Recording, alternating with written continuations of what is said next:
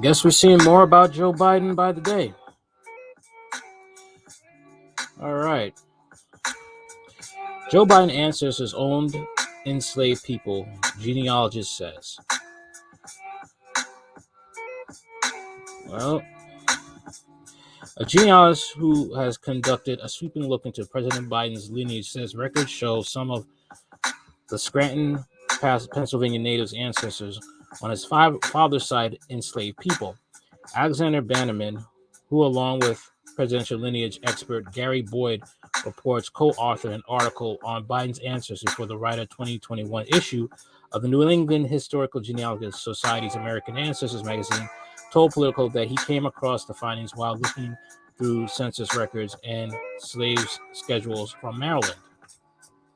According to Bannerman, the 1800 census showed that Biden's great-great-great-grandfather, Jesse Robert, owned 2 enslaved people in Allegheny County, and another great-great-grandfather, Thomas Randall, enslaved a 14-year-old boy in Baltimore County. The researcher also told Politico that Randall and his family moved elsewhere in Baltimore County in 1860, at which point they owned a single black male slave according to census records. The president has also long highlighted the Irish roots from his mother's family, the Finnegans. Politico noted that Bannerman and Roberts do not include Biden's ancestral ties to slavery in the academic article, with the authors arguing that it's fairly common for Americans with colonial-era roots to have enslaved people connected to their family's history. Bannerman argued that Biden's ties to slavery are not nearly as strong as many other American families. Not a lot of ancestors and not a lot of slaves, he told Politico. However, genealogist said that the article does include a reference to Biden's ancestor, Allen Robinette, who had a distant tie to Verena Ann Banks Howell, the wife of Confederate President Jefferson Davis. The Hill has reached out to the White House for comment. Elected officials' ties to slavery has become a topic of particular interest in recent years, with analysis of historical census records showing that a number of public figures, including Senator Minority Leader Mitch McConnell, Republican of Kentucky, and former Rep. Beto O'Rourke, Democratic Texas, had ancestors who owned enslaved people. O'Rourke addressed his family's history in July 2019 Medium posts, writing, "We all need to know our own history, our own story, as it relates to the national story, much as I am learning mine. It is only then I believe that we can take the necessary steps to repair the damage done and stop visiting the injustice of the generations that follow ours." O'Rourke, then a 2020 Democratic presidential candidate, added at the time. Well, we could see why Biden, is always against black state and reparations, and why he was always staunch for the crime bill at the time. You could see the rhetoric in his early days, in his youth, when he was vehemently against blacks. You could see that. Okay. We could also take a look into his mentor, Senator Robert Byrd. We could look into that now.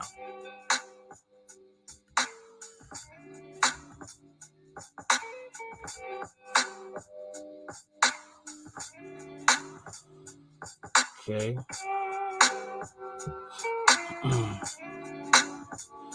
It amazes me how blacks could just vote for this man, knowing the history that he has. Oh, yeah.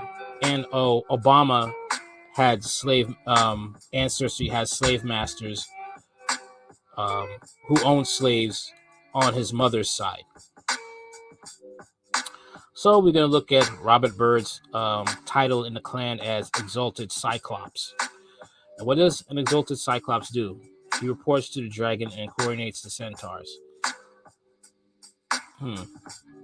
Robert Byrd, the longest serving senator in U.S. history, died Monday at 92. While he was the most famous as a master of the Senate's obscure rules, Byrd was many wore many hats during his lifetime, including that of the Exalted Cyclops and the Ku Klux Klan. What are the job responsibilities of the Exalted Cyclops? He presides over the Council of the Centaurs and writes quarterly reports to the Grand Giant. In the clan hierarchy, each local chapter or clavern is led by the Exalted Cyclops. This member is typically elected by his fellow clansmen and serves as a one-year term. According to the original 1867 prescript of the Ku Klux Klan, the Exalted Cyclops reports to the Grand Giant or provincial leader, a Grand Dragon or state director, and the Grand Wizard or national chair. Below the Cyclops on the org chart where the Grand Magi, the Grand Monk, and the Grand Equor. What is this? This is some ancient World of Warcraft crap? That's what it seems like. It's like the World of Warcraft. The Grand Turk, and finally the rank and file members known as ghouls or knights. Many of these titles have changed over time, and most of the sub-Cyclops ranks have been eliminated. The Exalted Cyclops responsibilities include presiding over clavern meetings, initiating new members, and appointing councils of centaurs. The clans speak for a jury to try and punish wayward ghouls. Despite the specific duties laid out in the clan's founding documents, there's no way of knowing what exactly Byrd did as Exalted Cyclops. Claverns have clashed with the central office throughout the clan's history, and there's plenty of evidence that many chapters operated on a much less formal basis than the prescript and subsequent manuals suggest. The meeting agenda of the typical clavern in the 1940s, when Byrd was the Exalted Cyclops, would have included a discussion of Black or Jewish outrages against the native-born white Protestants. Byrd denied that his members ever discussed violence or even so much as held parade, and there is no evidence to contradict his claims. There wasn't much money in it for Byrd, either, since the clan operated as a pyramid scheme. Each member paid $10 at initiation, and that's about $115 in current dollars, plus annual fees of $6.80. The national, state, and provincial headquarters each got about a 20% slice of the action. The Kliegel, or recruiter, also took a cut. The remainder was used to pay out at a nominal salary for the Exalted Cyclops, but it wasn't enough to live on. Local clan leaders had other, more regular jobs. During the 1920s, when the national membership topped 4 million, holding high KKK offices could be lucrative. The Grand Dragon of Indiana, for example, earned more than $200,000 in 1924. By the time Byrd came along, however, membership had plunged. He managed to rope in only about around 150 members, so his clavern could not have been making much more than a few $100s annually, with most of the revenue paying for recruitment activities and meeting space. The clan's whimsical titles of office harken back to its Reconstruction era beginnings. In 1865, 6 Tennesseans formed a club that mainly involved dressing up in clothes and riding around Gills County after dark. Their ghoulish appearance spawned a legend that they were apparitions of soldiers from the bloody Civil War. Battle of Shiloh seek revenge against the freedmen. Sensing the fear of a few credulous blacks, nearby localities started copying the stunt, and representatives from around the region formed an umbrella organization in Nashville, 1867. The title of officers drew upon the ghostly mythology surrounding the group. The titles, while odd to the modern ear, were in line with the fraternal organizations of the time. Members of the Masons, the forefathers of the fraternal order movement, aspired to be worshipful masters of senior wardens. The Lamb Club, which first appeared in the U.S. in 1874, is headed by a shepherd and a boy. When the Shriners formed in 1870, their leaders were styled the Pontinet and the Chief Rabbin. What the hell is this? The Chief Rabbin. What the hell is this? Today's Exalted Cyclops is responsible for rehabbing the chapter's image as the clan tries to rebrand itself as a community service organization, civil rights advocates for whites, and semi-libertarian political action group. They do advocate placing all HIV-positive Americans in state-owned hospitals. Several claverns now participate in Adopt a Highway program, The group has also adopted the slogan, America's oldest civil rights organization. Wow, the lies. Whew, the lies. But this is what he was part of. He was a part of a hate group. And Biden saw this man as a leader. Biden even gave a eulogy for Robert Byrd. You can check it out on C-SPAN, okay, for this man. Okay? So his ties to this man run deep, run extremely deep. Oh, okay. Camilla Berkeley. Oh, okay. Hello, Camilla. How are you? All right. On to the next one. Here we go.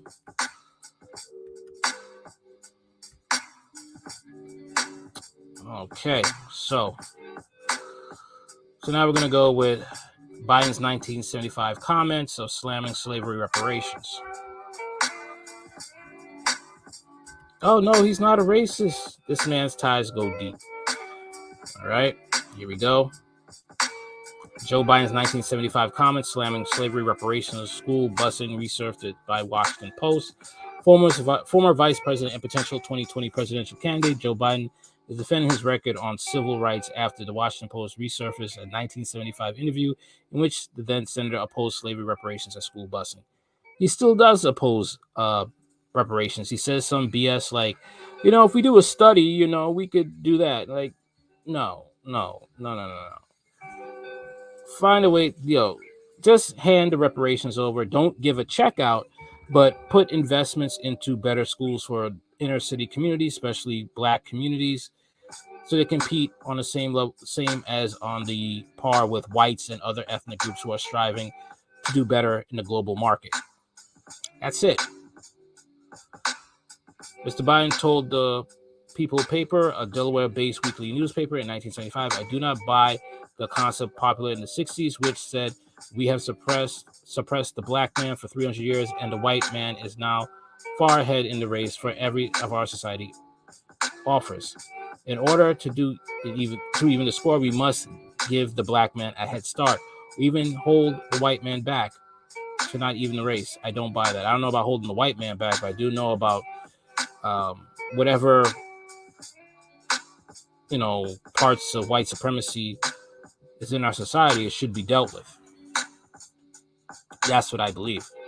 And if there's reparations owed for the Asians, reparations owed for Native Americans, there should be reparations for the Blacks, okay, who were enslaved. And no, they should not be given land, but money should be investments should be put into schools to make sure they could be on par, like I said, with the white counterparts, so they can compete in the real world. Racism should be cut out. All parts of racism should be cut out, especially in the real estate market. There is systematic racism in the real estate market and the law enforcement. Stamp that out.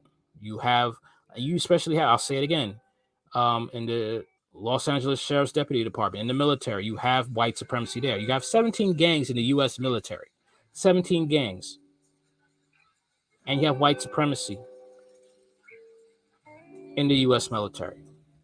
You got white supremacy in the Los Angeles Sheriff's Department. You got the banditos, the Wayside Whiteys, the executioners, the jump out boys, the banditos. They've gotten away with murder for 50 years. That's a way of reparations to stop this white supremacy that's going on in these facets that I just told you about. I don't feel the responsibility for the sins of my father and grandfather, he continued at the time. I feel responsible for what the situation is today, for the sins of my own generation. I'll be damned if I feel responsible to pay for what happened 300 years ago. Well, Biden, you may not be responsible for what happened 300 years ago, Biden, but you are president and you do need to start owning up to what you promised, which is reparations for Blacks. And you need to stop, but you're not going to stop because you already have most of these Blacks who are brainwashed by the liberal left, and they're just going to vote for Kamala Harris. It's a sad but true statement. It's true. All right? It's a true statement. The blacks on the left are going to vote for Kamala Harris. They think she's a black woman. For some reason, I don't. You see no features of this, no African features on this woman, none. But they're going to put her in office. You're going to put a woman that was crooked as a prosecutor, that put innocent blacks in jail just to get a win. George Gage, his stepdaughter lied on him, said that he raped her, but he didn't. A rape kit proved that was false. She still sent him to jail. He's still in jail till this day.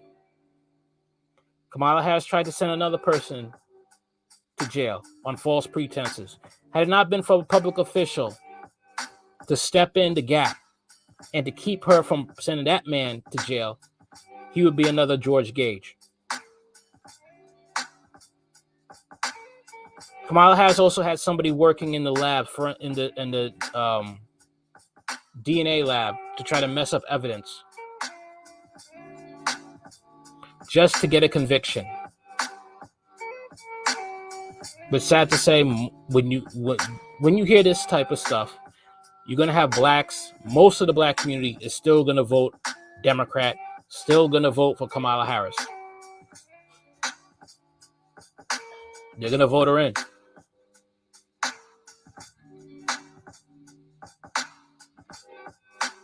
Now, do I say go for the Republicans? Hell no. They're just as racist.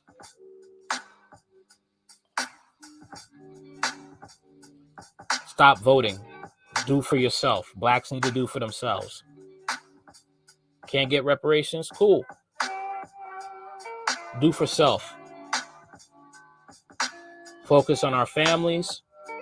Focus on healthy generations that'll be strong after we leave the world. Forget voting. Forget voting. Both sides, two wings of a satanic bird. In the interview, Biden also opposed government efforts to desegregate schools by busing white children to majority black schools and black children to majority white schools. I oppose busing. It's asinine concept, the utility of which has never been proven to me. He said, I've gotten to the point where I think our only recourse to eliminate busing may be a constitutional amendment. This is the person you want in office. This is who blacks voted for, most liberal blacks. The new integration plan being offered are really just a quota systems to assure a certain number of blacks, Chicanos, or whatever in each school. That, to me, is the most racist concept you could come up with. He said, what it says is, in order for your child with curly black hair, brown eyes, and dark skin to be able to learn anything, he needs to sit next to my blonde-haired, blue-eyed son. That's racist. Who the hell do you think we are? That the only way a black man or woman can learn is if they rub shoulders with my white child. Mr. Biden declined to post requests for an interview, but his spokesman, Bill Russo, said former vice president still believes he was right to oppose busing. Yeah, man. This is Biden, man. This is Joe Biden.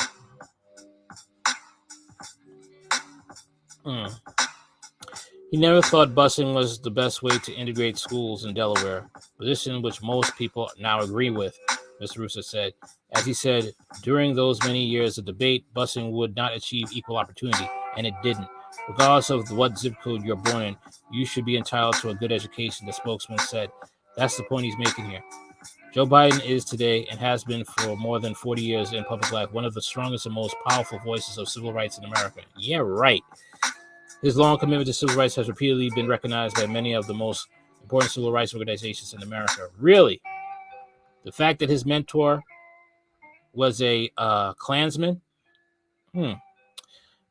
Biden's office also provided the Post with a statement from Ralph G. Niaz, former executive director of the Leadership Conference of Civil Rights, who said, we disagreed on busing, but I always looked to Biden as a leader in the field of civil rights. in other critical cases. How could you look to this man for that when he's called blacks racial slurs? Mr. Biden is facing increasingly scrutiny for his past political positions as he mulls a 2020 presidential run for a Democratic Party that moved dramatically to the left in recent years. CNN similarly unearthed on Thursday a 1993 Senate floor speech showed that Mr. Biden prompting his tough on crime bill warning of predators on our streets.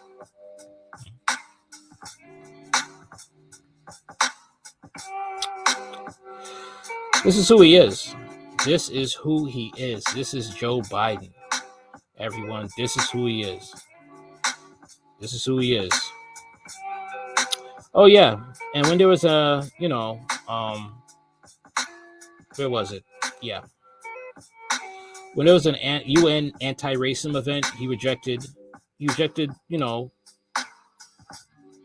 reparations then. This is the man that was voted into office, and you see how terrible he is now.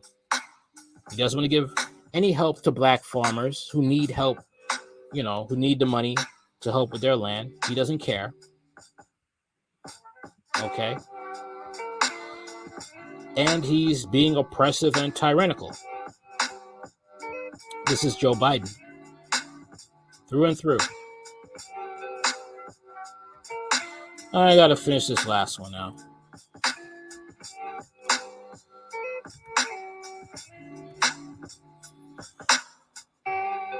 Okay. UN anti-racism event rejected by some, recommits to goals. All right. And this is Biden. Pretty much. So this is where Biden's talking. He urged the UN to take up the question of reparations for one of the darkest periods in the human history of humankind and a crime of unparalleled barbarity. All right. Now, this is what happened. Okay. President Felix Tshisekedi of Congo said reparations, however they might be provided, should reflect not only historical wrongs, but also the scars of racial inequality, subordination, and discrimination, which were built under slavery, apartheid, and colonialism. The Assembly's resolution also noted ills caused by religious prejudices, specifically including anti-Muslim, anti-Semitic, and anti-Christian bias. But Israel, the United States, and some other countries boycotted the meeting because of continued grievances about the Durban meeting 20 years ago. There, the U.S. and Israel pulled out because partisans drafted a conference declaration that denounced Israel's treatment of the Palestinians. And Jamaica, while joining Wednesday's meeting, said there weren't sufficient calls for slavery reparations in the new political declaration that was being drafted.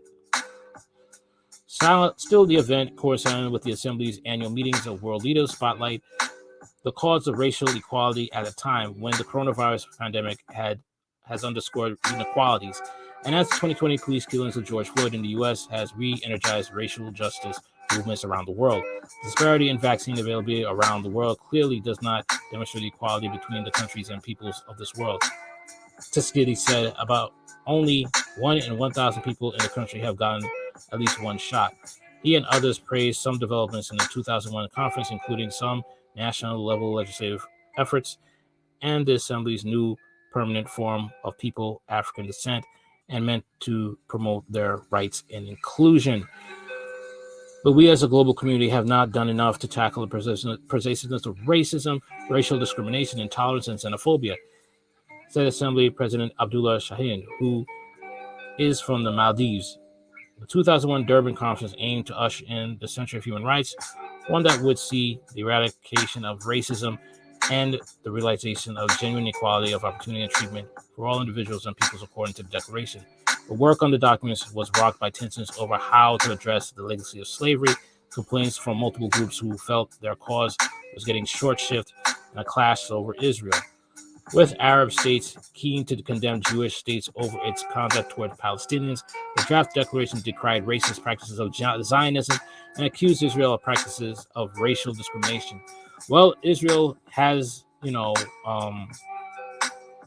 thing is, with some Hasidic Jews, they practice the Talmud, which basically it's basically Jewish supremacy. That's basically what it is. And it basically, they could be racist to non-Jews. And you could look into their history. They have a very bad way of treating non-Jews who immigrate to their country. Okay? But the same thing, they want to ask people for help, but you treat people who are non-Jewish like crap, who come to your country to live. That's the Israeli government. After the American and Israeli walked out, the wording was changed to recognize the plight of the Palestinians, and the document was eventually adopted. Wow. The U.S. still faults the anti-Israel and anti-Semitic underpinnings of the Durban process and has long-standing freedom of expression concerns. With the results, UN Ambassador Linda Thomas Greenfield said in a statement Wednesday explaining her country's decision not to participate in the anniversary meeting. Why not? Thomas Greenfield, who is African American, had said combating racism is a top priority for her and for the Biden administration. She said the U.S. would continue working on the issue in more inclusive settings without detailing what she meant.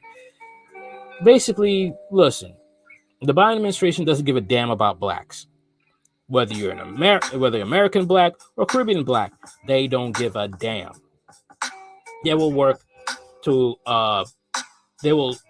around the question, will you give blacks reparations? No, they will give Latinos reparations, Jews reparations, Asians reparations, Japanese reparations, but blacks, nah, we ain't giving you nothing.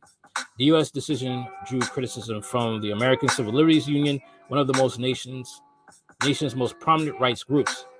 The boycott sent the wrong message to the global community regarding the U.S. commitment to fight all forms of racism and racial injustice everywhere. ACLU Human Rights Program Director Jamil Dakwar said. That's basically it, man. This is how it is. And what else can you say?